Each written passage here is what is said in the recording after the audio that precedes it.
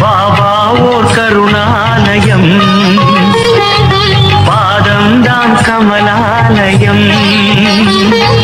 பாபா ஓர் கருணாலயம், பாதம்தான் கமலாலயம். சாய் அப்பா மேல் நம்பிக்கை கொண்டு இருக்கும் உறவுகள் அனைவருக்கும் வணக்கம். சாய் அப்பாவின் ஆசிர்வாதத்தால் உங்கள் வேண்டுதல் அனைத்தும் நிறைவேறட்டும், நல்லதே நடக்கும். இன்றைய சாய் அப்பாவின் அமுத மொழிகளை கேட்போமா? அன்பு குழந்தையே, நீ என் ஆசிர்வாதம் பெற்று பணக்காரனாக சந்தோஷமாக வாழ பிறந்த குழந்தை. நீ ராஜயோகம் பெற்று சீரும் சிறப்புமாக வாழ்வாய். அதை எப்போதும் மனதில் வைத்துக்கொள். யார் எதை வேண்டுமானாலும் சொல்லட்டும், கவலைப்படாதே. அவையனைத்தையும் காதில் மட்டும் கேட்டுக்கொள். ஆனால் எந்த காரணம் கொண்டும் நான் வாழ்க்கையில் தோற்றுவிட்டேன், அதனால் தான் எல்லோரும் வசைப்படுகிறார்கள் என்று மனதில் நினைத்துக் கொள்ளாதே. உன் உறவுகளும் நண்பர்களும் நீ நன்றாக இருந்தாலும் குறை கூறுவார்கள், கஷ்டப்பட்டாலும் குறை கூறுவார்கள். அவர்களுக்கு தெரிந்தது எல்லாம் உன்னை குறை வேண்டும், அவ்வளவுதான். இந்த உலகில் நிலை என்று எதுவும் இல்லை. அது மனிதர்களின் செயல்பாடுகளுக்கும் பொருந்தும். எனவே அவர்கள் பேச்சை கேட்டு நீ உன்னுடைய லட்சிய பாதையிலிருந்து தடம் புரளாதே. நம்பிக்கையோடும் மன தைரியத்தோடும் நீ நிதானமாக யோசித்து செயல்படு. வாழ்க்கையில் போராட்டம் இல்லாமல் எவருமே எதிலும் வெற்றியடைய முடியாது. போராட்டமே வெற்றியின் முதற்படி. அந்த போராட்டத்தில் அவர்கள் எப்படி செயல்படுகிறார்கள் என்பதில்தான் அவர்களின் வெற்றிக்கான ரகசியம் அடங்கி இருக்கிறது. மற்றவர்களின் கிண்டலுக்கும் கேலிக்கும் செவி கொடுத்து எடுத்த முயற்சியை கைவிடுகிறார்களா, இல்லை தன் குறிக்கோளை மட்டும் நினைத்து ஜெயிக்கிறார்களா என்பதுதான். நீ வெற்றி மேல் வெற்றி பெற்று மற்றவர்கள் பார்த்து வியக்கும் வண்ணம் வாழப்போகும் குழந்தை. எப்படி இவ்வளவு உயரம் வளர்ந்தாய் என்று அவர்கள் குழம்பும் அளவுக்கு நீ சுபிட்சமாக பணக்காரனாக வாழ்வாய். அதனால் வாழ்க்கையில் முன்னேற்றம் அடைவதற்கு முதலில் தாழ்வு மனப்பான்மையை விடுத்து தன்னம்பிக்கையுடன் செயல்பட வேண்டும். எந்த ஒரு சூழ்நிலைக்கும் பயப்படாதே. அந்த பயம் உன்னை பலவீனப்படுத்திவிடும். வாழ்க்கையில் தோல்விகளும் ஏற்ற இறக்கங்களும் வந்து போவது சகஜம். அந்த அனுபவங்களை வைத்துக் கொண்டு இலட்சியத்தை அடையவதை நோக்கி பயணப்பட வேண்டுமே தவிர கவலைப்படக்கூடாது. உன் லட்சியத்தை அடையும் எண்ணம் மட்டுமே உனக்கு இருக்க வேண்டும். தினமும் அலைந்து திரிந்து நீ படும் வேதனை அதிகமானதுதான். கடினமான சூழ்நிலையிலும் உன்னிடம் யாரும் இறக்கப்படவில்லையே என்று வருந்தாதே. இறக்கப்படவில்லை என்றாலும் பரவாயில்லை, கிண்டலாவது செய்யாமல் இருக்கலாம் என்று நீ நினைப்பது எனக்கு புரிகிறது. அடுத்தவர் மனதை காயப்படுத்தியதற்கான வினையை காயப்படுத்தியவர்கள் நிச்சயம் அனுபவிப்பார்கள். உன் நல்ல மனதை புரிந்து கொள்ளாமல் உன்னை காயப்படுத்தும் அவர்களை நான் பார்த்துக் கொள்கிறேன். நீ கவலைப்படாதே, அதை பற்றி யோசிக்காதே, தைரியத்தை இழந்துவிடதே. உன் நல்ல மனதிற்கு உன்னை நன்றாக பார்த்து கொள்ளும் நண்பர்களும் உறவுகளும் உன்னை தேடி வருவார்கள். பிரச்சனைகளை கண்டு பயந்து ஓடாதே.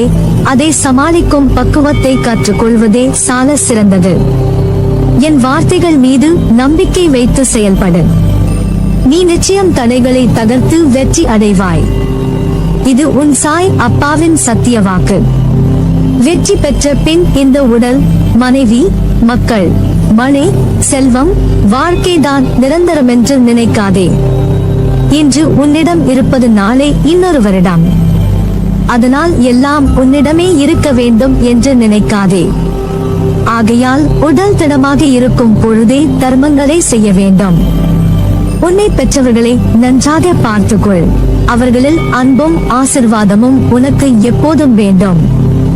மற்றவர்கள் போல் நீ, உன் மனைவி மற்றும் குழந்தைகள் மட்டும் போதும் என்று நினைத்து சுயநலமாக இருக்காதே. ஏன் என்றால் தர்மம் தலை காக்கும், தக்க சமயத்தில் உயிர் காக்கும் என்பது வாய்மொழி மட்டுமல்ல, அது சத்திய வார்த்தைகள். அனுதினமும் சேவிக்கும் பக்தரின் கூடவே இருந்து காப்பாற்றுவதே என் தர்மம். உன்னை நிச்சயம் காப்பேன். எனவே உன் துயரங்கள் தீர்ந்து வேண்டியது நிறைவேறும். மாறாத நம்பிக்கை, நீடித்த பொறுமை, உண்மையான பணிவான நேர்மையான செயல்பாடுகளே உன் லட்சியத்தை அடைய செய்யும் வழியாகும். நான் இருக்கிறேன் நிழலாக என்றும் உனக்காக நீ செல்லும் இடமெல்லாம். என் வார்த்தைகள் மீது நம்பிக்கை வைத்து செயல்படு. இன்பம் துன்பம் இரண்டையும் சமமாக ஏற்றுக்கொள். உன் மீது முதலில் நீ திடமாக நம்பிக்கை கொள்ள வேண்டும். எளிமையாக வாழ்வதில் விருப்பம் கொள்ள வேண்டும். கௌரவத்திற்காக ஆடம்பரம் வீண் செலவுகளில் ஈடுபடக்கூடாது. வழிபாட்டுக்கு ஆடம்பரம் தேவையில்லை. பணிவும் அன்பும் நிறைந்த ஒன்றே போதுமானது. வாழ்வில் நடப்பதை மனப்பூர்வமாக ஏற்றுக்கொண்டு நம்பிக்கையோடு செயல்படு. உலக விஷயங்களில் விருப்பம் இருக்கும் வரை உனக்கு பிறவிச்சங்கிலி தொடர்ந்து கொண்டே இருக்கும். சுகமும் துக்கமும் வெளியுலகில் இருப்பதாக எண்ணுகிறாய். அது உன் மனதில் இருக்கிறது. அறுசுவை உணவாக இருந்தாலும் பழைய கூழாக இருந்தாலும் இரண்டுமே பசியைத்தான் போக்கும். இன்பமாக தெரியும் ஒன்றே ஒரு நாள் துன்பமாக மாறலாம். துன்பத்திற்கும் இதே தன்மை பொருந்தும். இதை நீ உணர்ந்தால் வெற்றி நிச்சயம். கடவுளை காண அனைவரும் விருப்பப்படலாம். ஆனால் தகுதி உள்ளவருக்கே வாய்ப்பு கிடைக்கிறது. கடவுளை தியானிப்பதால் எண்ணம் சொல் செயல் மூன்றும் தூய்மை பெறும். சுயநலத்துடன் வாழ்வது பாவம். தனக்கும் பிறருக்கும் பயனுள்ளவராக வாழ வேண்டும். பிறருடைய துன்பத்தில் இன்பம் காண்பது பாவம். பிறர் துன்பம் போக்க உதவுவது பெரும் புண்ணியம். இனிய சொற்களால் மற்றவர்களை மகிழ்விக்க அறியாதவர்கள் மௌனமாக இருப்பதே சிறந்தது. சொல்லாலும் செயலாலும் பிறருக்கு நன்மையை மட்டுமே செய்ய வேண்டும். இவைகளை பின்பற்று. நீ எடுக்கும் எல்லா முயற்சிகளிலும் உனக்கு வெற்றி நிச்சயம். உன் வாழ்வில் பக்குவம் என்ற நிலை என்றால் என்ன என்பதை புரிந்து விட்டாய் அல்லவா? உலகத்தில் எனது சந்தோஷமும் நிம்மதியும் என்னிடம்தான் இருக்கிறது. சூழ்நிலைகளை கையாளும் முறையில்தான் எனது நிம்மதி அடங்கி உள்ளது. எதிரே கூர்மையான என்ன ஆயுதங்கள் வந்தாலும் எனது நிலை எனது மன அமைதி நான் பார்த்துக் கொள்வேன். அவர்களின் எதிர்மறை சொல்லோ செயலோ என்னை எந்த வகையிலும் பாதிக்காது. ஏனென்றால் நான் தீங்கு செய்யவில்லை. அதனால் பயம் எனக்கு வேண்டாம். அதையும் தாண்டி அவர்களால் எனக்கு துன்பம் வருகின்றது என்றார். அதே என் சாயப்பா பார்த்து கெழ்வார் என்று நினைப்பதுதான் பக்குவத்தின் உயர்நிலை. என் தேடல்களுக்கான அனைத்து அர்த்தமும் என்னிடம் என் ஆத்மானவான சாய் தேவாவிடம் தான் இருக்கின்றது என்ற உன் நம்பிக்கை உன் பக்தியின் உயர்நிலையில் தான் பிறக்கிறது. உன்னிடம் ஒன்று கூறுகிறேன்.